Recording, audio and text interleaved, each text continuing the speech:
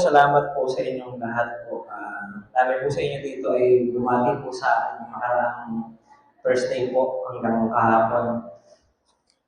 So, salamat po sa inyong pagbati po. Tunay pong nakakagulat din po para sa akin. Nakakapanibago po na 40 na pala po ako. Parang kakauso lang po ng term na 30 po. Di ba? Parang biro-biroon po yun sa Facebook na ito. Yung gawain ng mga 30. Tapos ako pala, 40 na pala ako. So yun, pero ako po yung nagpapasalamat sa Panginoon, siyempre po, at sa mga nakakaalam naman po sa inyo, nung 2 years old po ako, diba, may condition din po ako. So, mula po noon hanggang ngayon po, talagang blessing po ng Panginoon ang nag-sustain din po sa akin. Nakakatuwa din po isipin na 40 na pala po ako. Diba lagi po natin pinag-aaralan po dito na sabi po, this generation shall not pass until all these things are fulfilled. So, ngayong 40 na po ako, isang generation na pala po ako lumipas. So, dapat bumalik na po si Lord, di ba? Kung ito po yung generation niya po na yun. Pero, hindi nga po yun yung generation na yun. That generation po. So, yun po. Isa din pong realization ko dito ay, syempre, ako po, tumanda na ako. So, yung magulang ko, tumatanda rin pala po sila. Naalala ko po, binilang ko yung taon po ng kapanganakan po ni tatay. So, nung siya po ay 40, around 2004 po yun. Time na yun college na po ako nun So, may isip na po ako. Naalala ko po yun. At ngayon ako na pala yung nasa ganong kalagayan niya po. Isa din pong naalala ko po na-realize ko din na sa pagtanda at sa pagiging tatay po. Ito, lagi ko pong nababalikan to. Hindi ko nakakalimutan niya kahit bata pa po ako nun. May time po dati, napalo po ako ni tatay. Ano pa po yun sa plaza pa of all places, in public. So, ano pong taon yun? Siguro 1991 o 1992. Iba po ang panahon ng 90s, nakakatuwa. Pwede yung palo ng bata sa labas, walang papansin sa'yo. Kung ngayon, bibidyohan ka ng mga tao, child abuse, diba? Nung 90s po yun. So, ang nangyayari po nun, kami po ni tatay ay nasa, anong pangalan nun? Nilos Tailoring, sa tapat po ng plaza. May pinapatahi po si tatay na pantalon po yata. Nalingat po siya. Pagtingin niya, nasa kabila na ako, nasa plaza na ako. Naglalaro na ako dun sa playground. So, sumukod siya doon, galit na galit. Hinila yung sinturo niya, tapos yun, talagang doon ako hinataw. Natandaan ko yun, kasi nga, talagang ginawa niya na matatandaan ko talaga yung nangyari. So, nung lumaki ako, sabi ko, teka, parang si tatay ko yata yung mali doon na kasi siya yung nalingat di ba? Hindi naman ako yung ilang taon ba ako ng 5 years old, 6 years old. Siya yung parang kasalanan mo na ikaw yung nalingat bakit ako yung napalo? So, gano'n, di ba? Ngayon, ako naman yung tatay, para for ilang years, ganun yung iniisip ko. Ngayon, meron akong anak na napakakulit. So, sa mga familiar po sa bahay po namin, parang compound po kasi yun Kasama po namin yung landlord po namin doon. Tapos yung landlord po, nagpagawa siya ng gate na may remote control. So, yung mismong bahay po namin hanggang sa gate ay siguro may konting layo din. Parang mula dito po hanggang siguro doon sa sulok po doon. So, parang mahabang driveway siya. Itong si Pierre po, ginagawa niyang laro, lalabas siya ng bahay, tapos tatakbo siya. Pag hinabol mo, lalong tatakbo. So, makailang beses yun na nakarating siya hanggang sa gate. Okay lang naman nakasara yung gate, di ba? Kaya lang, meron kami remote control, yung landlord may remote control. Then what if yung landlord nasa labas siya, bubuksan niya yung gate. So, itong si Pierre, tuloy-tuloy na lalabas na to hanggang kali. Para matandaan niya yun, ginawa ko yung ginawa din ng tatay ko. Pinalo ko siya. Tapos talagang galit na galit pa ako nung talagang in-emphasize ko sa kanya na mali yun. Alaksan ko yung boses ko para talagang matandaan niya. Sabi ko sa kanya, no more running to the gate. Yun. Nung same day po na yun, lumabas kami. Pagbalik namin sa bahay, dapat may lakad pa kami. May kukunin lang kami sa bahay. So sabi ko sa kanya, ito testing to bababa tayo ng car, maglalakad ka lang sa tabi ko. Hindi ka tatakbo Hindi binaba ako. So katabi ko siya, hindi nga tumatakbo. Alam niyo po ang ginawa? Nakatingin sa akin, nakangiti, tapos sabi niya, Naglakad po dahan-dahan papuntang gate. Naglakad ng dahan-dahan, habang ako susundan ko siya, bibilisan niya yung lakad niya, pero hindi pa rin siya tumatakbo. So normally po ang iisipin ko noon, di ba, parang I'm not even angry, di ba? Parang, that's something else, kakaiba yan eh. Di ba may meaning na gano'n, yung I'm not even mad. Pero para matandaan niya, kailangan maluhin ko din siya ulit. Kasi hindi yun yung point kung ano, hindi yun pagtakbo eh. Huwag kang pupunta doon dahil mapapahama ka. Hindi mo pa naiintindihan yun. Pero ito, para matandaan mo. So, doon ko naisip, tama din pala yung tatay ko. Ilang taon ko siyang sinisisi na, ikaw yung nalingat eh, ba't kasalanan ko? Hindi, tama din naman pala siya. So, yun, salamat po sa Panginoon sa wisdom of age po. Yun po natututunan natin habang tayo po ay tumatanda.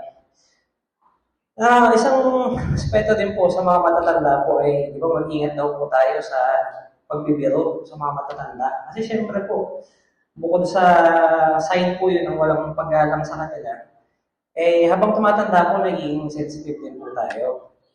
So yung isang naalala ko po dito eh, kami pong mga,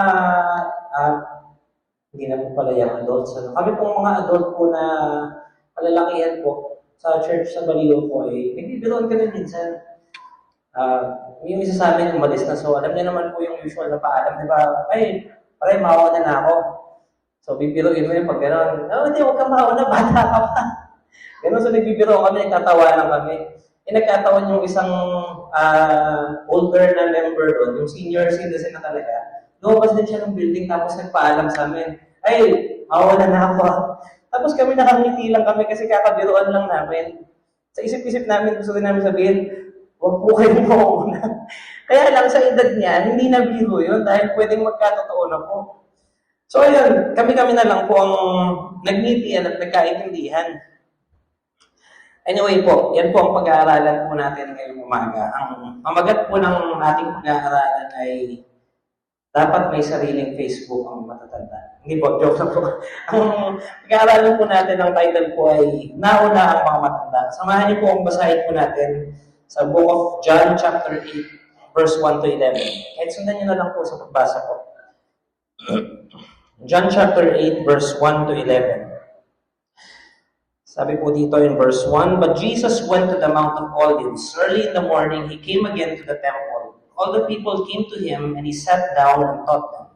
The scribes and the Pharisees brought the woman who had been caught in adultery. Placing her in the midst, they said to Him, Teacher, this woman has been caught in the act of adultery. Now in the law, Moses commanded us to stone such women. So what do you say? This they said to test Him, that they might have some charge to bring against Him. Jesus bent down and wrote with his finger on the ground, and as they continued to ask Him, He stood up and said to them, Let him who is without sin among you be the first to throw a stone at her. And once more he bent down and wrote on the ground. But when they heard it, they went away one by one, beginning with the older ones. And Jesus was left alone with the woman standing before him. Verse 10, Jesus stood up and said to her, Woman, where are they? Has no one condemned you? She said, No one, Lord. And Jesus said, Neither do I condemn you.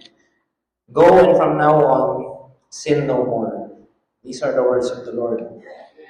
So muli po ang title ng ating pag-aaralan po ay Nauna ang mga matanda. So isa sa mga pinakakamangha-manghang detalye sa kwento na binasa natin, itong babae na nahuli sa pangangalunya, isang bagay na siguro nilalagpasan lang ng marami sa atin sa pagbabasa. Pagkatapos sabihin ni Jesus na ang walang kasalanan sa inyo ay siyang unang bumato sa kanya. Sabi sa Bible, umalis sila isa-isa, nagpasimula sa katanda-tandaan. Alam naman natin na ang pagkakasulat sa salita ng Diyos ay sa pamamagitan ng inspirasyon ng Banal na Espiritu. Diba? Inspired by the Holy Spirit, ang writing ng Scripture. So, bakit isinama ng Espiritu Santo yung detalye na yan? Bakit kailangan ilagay dyan na nauna yung mga matanda? May dahilan siguro, hindi ba? Kung bakit sinama yan. So, hindi tahasang sinasabi sa teksto, hindi explicit, hindi express kung paano pinaliwanag, kung bakit unang umalis ang mga pinakamatanda. At hindi tayo dapat gumawa ng doktrina kung saan nananahimik ang kasulatan. So, hindi nga pinaliwanag kung ba't nauna yung mga matanda. Hindi naman tayo para mag-invento na may dahilan dyan na ganito, may dahilan na gano'n. Diba? Hindi tayo para gumawa ng doktrina kung hindi nakasulat doon. Pero, kailangan pa rin natin tingnan ito kasi inaanyayahan tayo ng kasulatan na pansinin ang detalyeng ito. Now, here is what we know for sure. Ito, hindi tayo nag-invento ng doktrina nito. Sabi, nauna yung mga matanda. So, what we know for sure, the older men had simply lived longer. Mas matagal lang nabuhay ang mga matatandang lalaki. Common sense naman yan, di ba? Mas matanda nga sila, so mas matagal na silang nabuhay. Mas marami silang naipong taon, mga alaala, mga kabiguan, mga pagsisisi, at mas maraming pagkakataon upang makita ang lalim ng sarili nilang pangangailangan sa habag. Habang tumatagal sila sa harap ni Jesus, sa harap ng mga salita ni Jesus, lalong nagiging mahirap na magkunwaring hindi nila kailangan ng biyaya. Age has a way of exposing what pride tries to hide. Habang tumatanda ka, lalo mong napagtatanto na walang anumang dami ng pagsisikap ng tao ang makapagluluwag na katuwirang itinakda ng pamantayan ng Diyos. No amount of human effort can measure up to the standard of God. Bawat taon ay nagtuturo sa atin ng isa pang aral tungkol sa kawalan natin ng kakayahang iligtas ang ating sarili. Marahil yan ang dahilan kung bakit ang mga pinakamatanda ang unang nagbaba ng kanilang mga bato. Ang pagtayo sa harap ng perpektong kabanalan ng Diyos ay nagpapatahimik sa self-righteousness natin. Di ba? Tatayo ka sa harapan ng Diyos in God's presence, in His holiness. Dala-dala mo yung self-righteousness mo. Di ba? Haharap ka sa perpektong Diyos. Yung self-righteousness mo, peki yan eh. Yung sa Kanya, totoong kabanalan yun eh. Totoong holiness yun. Sabi po in Romans chapter 3, verse 10 to 12, as it is written, none is righteous, no, not one. No one understands, no one seeks for God. All have turned aside. Together they have become worthless. No one does good, not even one. Itong verse po na to, Romans 3:10, naalala ko din po ito sa aming pagkabata po. Sa mga dating teacher po natin ng BBBS, naalala niyo po. Yung mga bata tayong sinusundo po sa ang barangay po, di ba? Pinadala natin dito sa church. Yung isang tinuro po natin sa kanila ay yung Romans 3:10. Pero nakakatuwa nga naman po bakit ang na-memorize nila ay ganito po. Sabi nila, Romans 3:10, gaya ng nasusulat, wala kahit isa. Dapat po, gaya ng nasusulat, walang matuwid. Wala kahit isa. Pero matatandaan na lang nila, gaya ng nasusulat, wala kahit isa. Yan po, so balikan natin yung ating pinag-aaralan po. Sumunod ang mga mas batang lalaki. Nauna yung mga matanda, sumunod yung mga bata.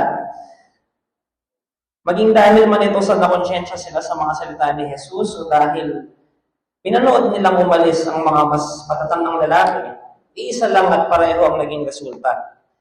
Kalaunan ng bawat bato ay bumagsak sa lupa. Walang natira sa kanila na kwalipikado para humatol sa babae. Sa isang kausap lamang, inilantad ni Jesus ang pangkalahatang kalagayan ng sangkatauhan.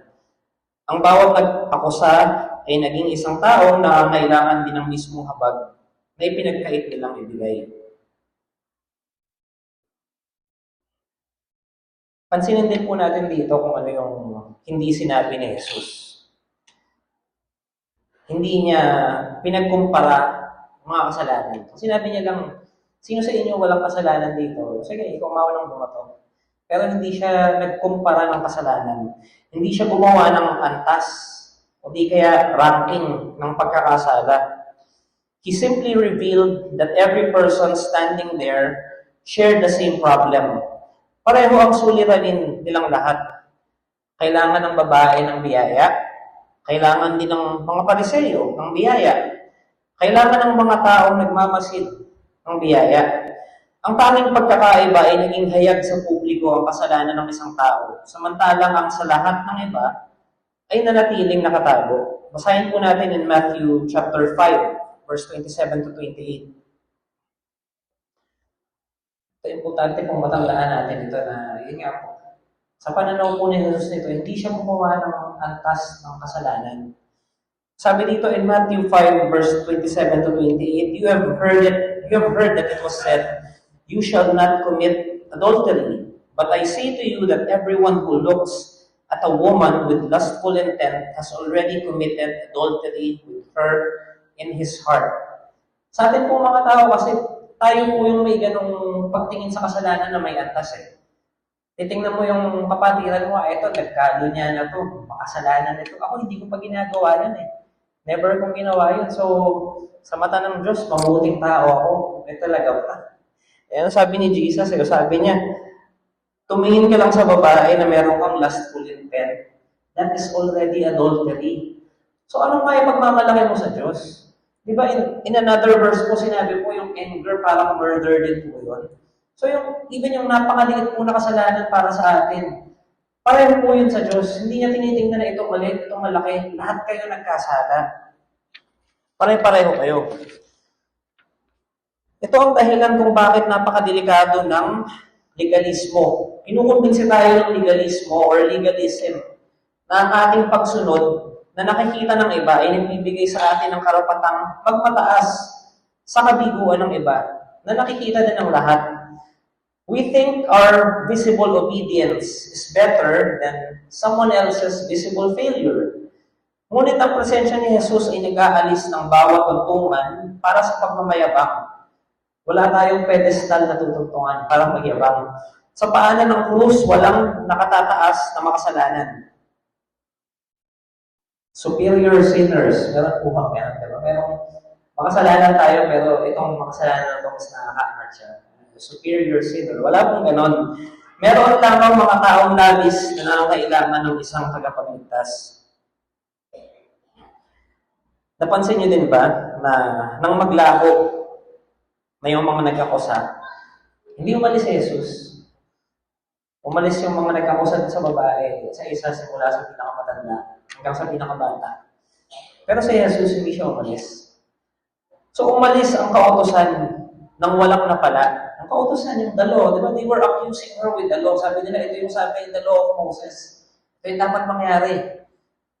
Umalis yung kautosan ng walang napala. Ngunit ang biyaya ay nanatiling nakatayo kasama ang may sala. Iyan ang isa sa mga pinakamagandang larawan ng biyaya sa buong kasulatan. Ang bawat boses ng paghatol ay tuluyang natahimik. Ngunit ang boses ng tagapagligtas ay nanatili. Kailanman ay hindi naging interes ni Jesus na ipahiya ang babae. Naparito siya upang ihayag ang puso ng Ama. Lahat po sila umalis. Pero si Jesus, He stayed there. Siya po yung boses na naiwan. Kailanman ay hindi pinagtanggol ng babae ang kanyang sarili. Hindi niya kailanman ipinaglaban ang kanyang panig. Yung babae po hindi siya tumayo doon at sinabi niya, I will be bloodied but unbound. No joke. No joke. Hindi niya po sinabi yun. Tumayo yung babae doon at nung walang anumang maiahandog maliban sa kanyang pangangailangan. Ganyan na ganyan din tayo, tinatagpo ng biyaya. Ang mabuting balita ay kailanman hindi naging tungkol sa paghaharap sa Diyos ng ating mga naisakatuparan. Hindi po yung kung ano nagawa natin, iaharap natin sa Diyos. Hindi po eh. Ito ay palaging tungkol sa pagtanggap sa kung ano ang isinakatuparan ni Kristo para sa atin. It is about what Christ finished for us. Hindi po yung ano yung nagawa natin para sa Diyos. Ang mga bakanting kamay lamang, makabukas na palad ng tanging mga kamay na may kakayahang tumanggap ng biyaya. Di po ba nakakatuwa kung isipin yun eh? Pag tayo po ay nagpupuri sa Diyos, tayo ay umaawit. Di po ba napakasarap palalo yun nga, pag nakataas po yung kamay natin, paano po ba tayo magtaas ng kamay? Hindi naman po ganun, di ba? Iba po ito. Praise you, Lord! Di ba? Hindi po eh. Bukas po yung palad natin eh. Bukas na ganun eh. Diba? Dahil tumatanggap po tayo ng biyaya sa bukas nating palad. Ganun-ganun po yung mga nag-akusa po dito sa babae. Una po hawak nila ay bato. Pero sa harapan po ni Kristo, nakita nila yung kanilang pangangailangan. Ano po nangyari? Bintawan nila yung bato. Bukas palad na din sila. Sabi po in Ephesians chapter 2, verse 8 to 9. For by grace you have been saved through faith, and this is not your own doing, it is the gift of God, not a result of works, so that no one may boast. Di po ba? It is the gift of God. Bigay lang po ng Diyos sa atin ito eh. Hindi po natin pinagtrabahuan, hindi natin in-earn, hindi natin ito deserve. Binigay lang po ng Panginoon. Kaya po walang makakapagyabang sa atin. Ang unang pag-alis ng mga pinakamatanda ay nagpapaalala rin sa atin ng isang bagay na napaka-personal. Ang spiritual maturity ay hindi sinusukat sa kung gaano mo mabilis maituturo ang mga kabiguan ng ibang tao. Sinusukat ito sa kung gaano kalalim ang naging kamalayan mo sa sarili mong pagkaasa o dependence kay Jesus. Habang lalong lumalapit ang ating lakad kay Kristo, lalong lumiliit ang ating hawak ng mga bato at lalong lumalaki ang ating pagkahabag. Ang tanging tao sa buong karamihang iyon na tunay na walang kasalanan ay si Jesus. Siya lang yung walang kasalanan doon, di ba? Siya lamang ang may kakayahang pumulot ng bato. Ngayon naman, pinili niyang magbigay ng habag. Isipin natin yan. Siya lang yung nag-iisa, bukod tangi, na qualified, na kumatol. Siya pang tanging pumili na huwag gawin ito. Yan ang puso ng mabuting balita. Nagtagpo ang katarungan at habag sa krus, kung saan si Jesus mismo ang nagpasa ng hatol na nararapat para sa atin. Sabi po sa 2 Corinthians chapter 5, verse 21.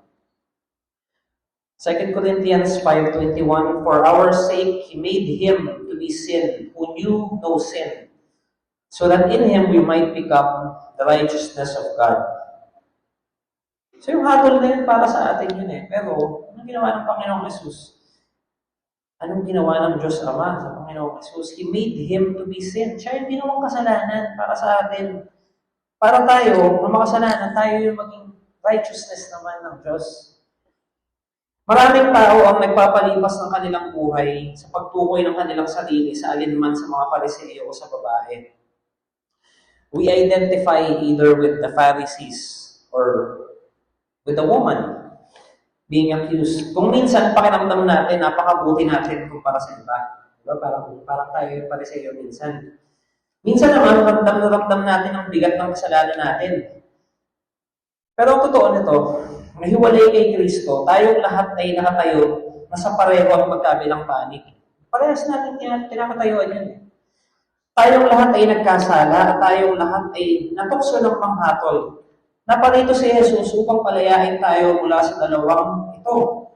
Nililigtas niya tayo mula sa ating kasalanan at mula sa ating pagmamatuwid sa sarili, na walang iniiwan sa atin upang maipagmayabang maliban sa Kanya. 1 Corinthians chapter 1, verse 30 to 31.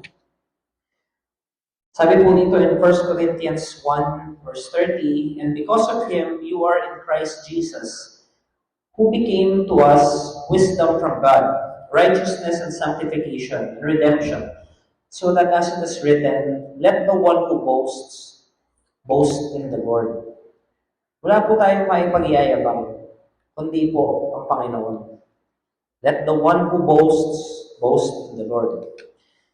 Ang mga bato sa kwentong ito ay higit pa sa mga tipak lang ng bato. Kinakatawan ng mga ito ang bawat pagtatangkang itatag ang sarili nating katuwiran sa pamamagitan ng paglalantad sa kabiguan ng iba. Yun po yung symbolism ng bato din eh. Mahawak ng mga Pariseo po, mga accuser ng babae. Ang bawat bato ay nagsasabing, karapat dapat akong tumayo at humusga. Ang bawat bakanting kamay ay nagsasabing, kailangan ko si Jesus. Ang kaharian ng Diyos ay napupuno ng mga tao natutong bumitaw sa kanilang mga bato dahil natuklasan nila ang kabutihan ni Jesus na kailanman ay hindi bumitaw sa kanila. Di po ba? Yun po yun eh. Yung symbolism nun, hawak mo yung bato. Tayong lahat po at one point in our lives, umawak na tayo ng bato eh. Handa na tayong ibato dun sa ating inaakusahan. Hawak natin yung bato, tingin natin sa sarili natin. Hindi ako, I'm worthy. Karapat dapat akong tumayo dito at husgahan ka. Ikaw may kasalanan ka, babatuhin na kita. But in the face of Jesus, sa harapan ng ating Panginoon, mararamdaman mo, Hindi, may kasalanan din ako eh. Nabibitawan mo yung bato ko. Lahat ng bato ay binitawan nila.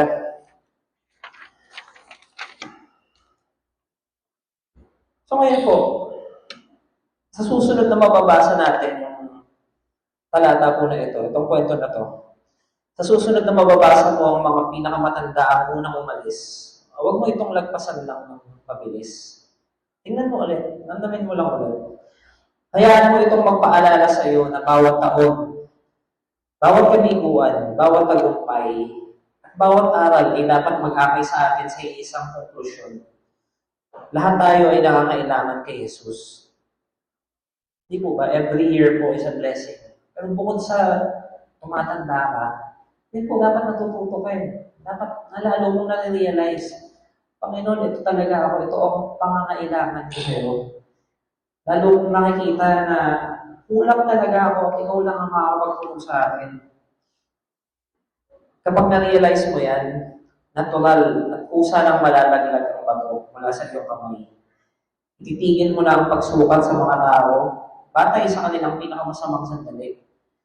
Dahil alam mo din na hindi ka na sinusukat ni Kristo, batay sa iyong mga pagkakamali. How beautiful is that po, diba? Minsan po titingnan natin yung mga tao, minsan kakilala pa natin, minsan mahal pa natin sa buhay. Tayo pa yung mag-judge sa kanila. Itong kamag-anak ko na to, dating convict ito eh. Dating kriminal ito eh. So yun na siya para sa atin. Itong kamag-anak ko na to, nagtaksil sa asawa niya to eh. Yun na yung katapusan niya para sa atin. Wala nang iba. Yun yung definition ng tao na yun para sa atin. Itong tao na to, pusher to dati, addict ito dati eh. So, nagbago na siya, di ba? Pero yun pa rin yung tingin mo sa kanya eh. Hindi nagbago eh. Pero tingnan mo paano ka tinitingnan ng Panginoong Jesus, di ba? Paano ka tinitingnan ng Diyos Ama? While we were yet sinners, Christ died for us. Ikaw, wala yung tinatago mong kasalanan mo na ikaw lang nakakaalam. The worst part of you. Yung kasalanan na pag nakita ng ibang tao, alam mo, kakasulaman ka din nila. Alam mo yun eh. Lahat tayo may ganun eh. Tinatago natin yun, ayaw natin may makakita. Know this. Alam ng Panginoon yung kasalanan mo. Nakita niya yun, but He still looked at you with love. He looked at you and He said, ito ililigtas ko, ito. Papadala ko yung anak ko sa krus para mamatay, para iligtas ito. Hindi niya tayo tinignan batay sa ating pagkakamali. Sa halip tatayo kang may pagkamangha sa tanging nag-iisa na nananatili habang umalis ang lahat. We will look and wonder at Christ who stayed after everyone else already left. Nasaan na yung accusers mo, diba? Where are your accusers? Si Jesus na lang yung naiwan doon. Tinignan niya ang isang may salang babae sa pananaw ng mga matang puno ng biyaya. At ganyan na ganyan ka rin niya tinitingnan ngayon. Ang kwento ay kailanman hindi naging tungkol sa lakas ng mga nag-aakusa o maging sa kahihiyan ng inaakusahan. Ito ay palaging tungkol sa kabutihan ng tagapagligtas na naparito, hindi upang hatulan ng sanlibutan, kundi upang iligtas ito. Sa ating huling verse po, basahin po natin ang John 3:16 and 17. Sabi po in John 3:16, for God so loved the world that He gave His only begotten Son, that whosoever believes in Him should not perish but have eternal life. For God did not send His Son into the world to condemn the world, but in order that the world might be saved through Him. Hindi po siya naparito upang hatulan ng sanlibutan, hindi upang miligtas ito. Kasama po tayo lahat doon. Sana po habang tumatanda po tayo, po especially tumanda po ako ng isang taon, di ba? Tayong lahat po, habang tumatanda po tayo, lalo po natin makita ang kabutihan ng Panginoon. We learn to drop our stones. We stop looking at others in judgment. We start looking at ourselves, our own need for Christ. Salamat po.